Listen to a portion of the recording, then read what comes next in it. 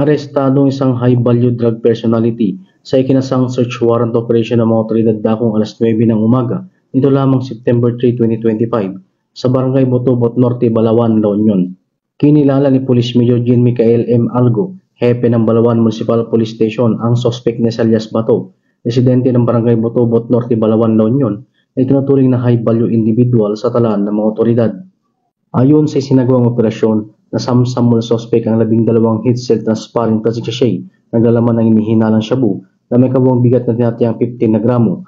Ayon sa mga otoridad, ang halaga ng turang illegal na droga ay humigit kumulang 102,000 pesos. Bukod dito, narekubo rin sa operasyon ang mga iba pang ebidensya tulad ng 6 pieces rolled aluminum foil, 1 piece eyeglass, 1 piece lighter, 1 piece blue sling bag, 1 piece caliber 38 revolver at may kasamang 10 bala.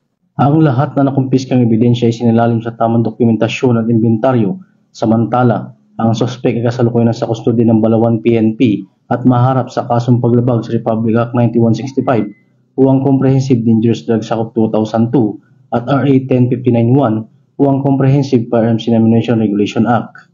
Mula dito sa Ilocos Region, ako po yung Police News Network Correspondent, Patrolman Dennis Carinal, alagad ng batas, tagataguyod ng Balitang Pulis.